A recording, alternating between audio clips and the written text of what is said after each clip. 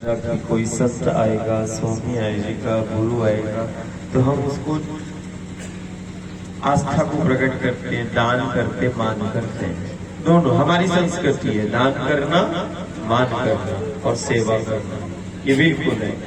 लेकिन सबसे बड़ा दान और सबसे बड़ा मान गुरु गोविंद का हो जाएगा कि ये धरती को, माटी को हमने माँ कहा, सिर्फ जन्म देने वाली को हमने सिर्फ माँ नहीं कहा, पालने वाली को भी हमने माँ कहा, जीवन देने वाली को भी हमने माँ कहा।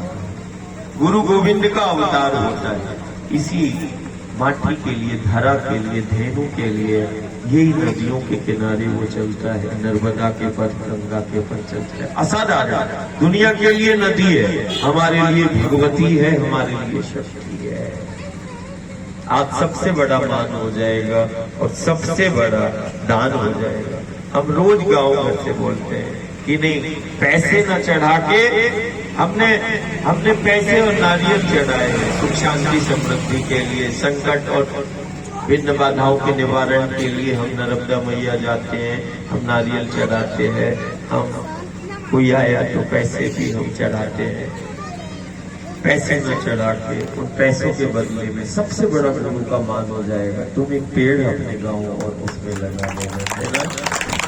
कोई यदि नर्मदा मैया के पथ पर एक वृक्ष को लगा देगा, हम ही दुनिया में है जो पेड़ और पहाड़ों को देवता के रूप में मानते हैं। ईश्वर और परमात्मा का साक्षात स्वरूप हम इन पेड़ और पहाड़ों को मानते हैं। हम उसी रामकृष्ण की आराधना करते हैं जिन्होंने कामदगिरी को, कभी गोवर्धन को मान लिया, विंध्याचल को पूजने वाले हम ही है, अमरकंटक को हम पूजते हैं। इन पेड़ पहाड़ों ने जीवन शक्ति को धारण किया है। देखो, गंगा को धारण करने वाला हिमालय है और नर्मदा मैया को धारण करने वाला वो अमरकंटक है, विंध्याचल और सतपुड़ा की पर्वतमालाएं हैं। इन पेड़ पहाड़ों को साक्षात देवता और ईश्वर के रूप में इसीलिए माना है, परमात्मा ईश्वर हमने उसको कहा है जो जीवन शक्ति को धारण करता है और प्राण शक्ति, जीवन शक्ति का जो संचार कर दे, वही परमात्मा ईश्वर का साक्षात स्वरूप कहलाता है। हमारी संस्कृति है, दुनिया में हम ही है जो माटी को हम माँ कहते हैं, दुनिया में हम ही है जो हमने नदियों को हमने शक्ति के रूप में हमने पाया है। हम शक्ति को माँ के रूप में पूजते हैं, हमने शक्ति को माँ के रूप में पाया है। और देखो, बिना खाए पिए चल रहे हैं, देखो ये माटी के एक एक कण में असाधारण शक्ति है। ये पेड़ पहाड़, इसमें जीवन छिपा है हमारा, इसमें इन पेड़ पहाड़ों ने हमारी सुरक्षा की है। सगा भी होगा तो बिठाल के जीवन भर नहीं खा पाएगा, खिला पाएगा।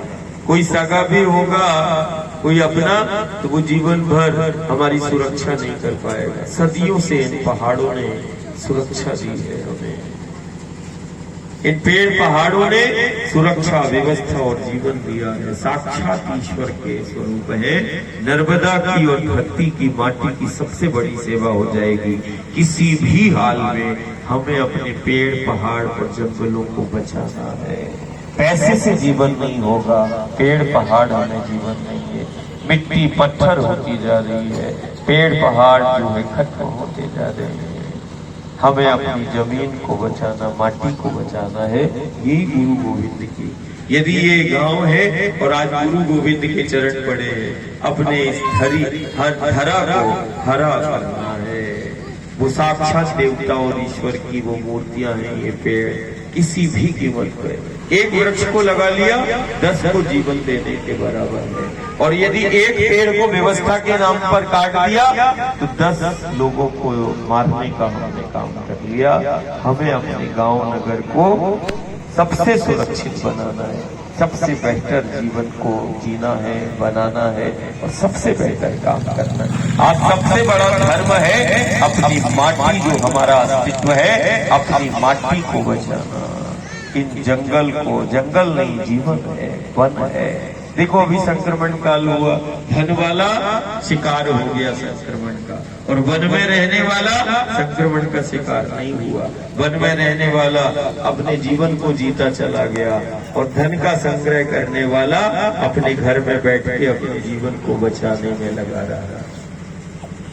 हमें इसको सबसे बड़ी सेवा, यही धर्म है, यही धर्म है, यही सेवा को धर्म बना लो, माँ की सेवा करना है। बस यही आज युग का, दुनिया का सबसे बड़ा धर्म है, अपनी माटी को बचाना है। माटी को हमने माँ कहा है, माँ के साथ बच्चे का क्या बर्ताव होना चाहिए, माँ के साथ हम कैसे रहेंगे, देवता के साथ। अरे हमने व्यवस्था के नाम पर देवता, मठ में मूर्ति यदि हमने अलग कर दी तो मठ की मान्यता खत्म हो जाएगी। मंदिर और मठ की मान्यता मूर्ति से, और यदि इस देवता को ईश्वर और परमात्मा शिव स्वरूप हम उसको मान रहे, पेड़ पहाड़ों को हमने यदि वो देवता को काट दिया तो हमारे गांव नगर की जीवन प्रथा खत्म हो जाएगी। आज पानी धीरे धीरे खत्म होता चला जा रहा है। जिन पेड़ों ने उस जल को, जैसे शिव ने जटाओं में गंगा को धारण किया, ऐसे ये देव स्वरूप शिव स्वरूप पेड़ है, पहाड़ है, जो हमारी जल शक्ति को, जीवन शक्ति को धारण करते हैं। दुनिया में कोई संयंत्र नहीं, कोई यंत्र नहीं है, कोई मंत्र नहीं है जो जीवन शक्ति को धारण कर ले।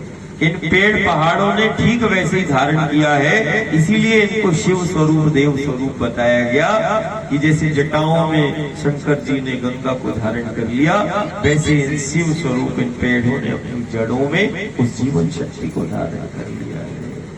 यदि पेड़ पहाड़ नहीं बचेंगे तो ये निश्चित मान के चलना, अप्राकृतिक रूप से यदि तुमने कहीं जल को रोक लिया तो वो उससे जीवन नहीं है। जल शक्ति को धारण करने वाला सिर्फ पेड़ पहाड़ है।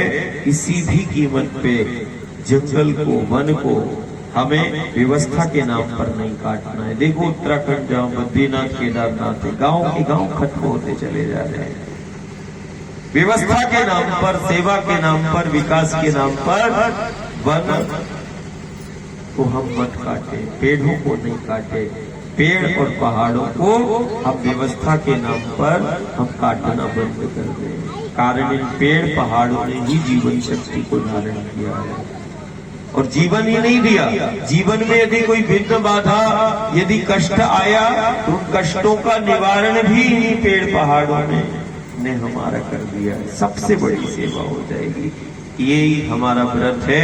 सबसे बेहतर जीवन को तुम जीना चाहते हो, ये तो गुरु भी चाहता है, हम भी चाहते हैं। सबसे बेहतर तुम्हारा जीवन हो, सबसे बेहतर तुम्हें जीवन को जीना है, सबसे बेहतर तुम्हें जीवन को अपने बनाना है, और सबसे बेहतर समाज में हमें काम करना है।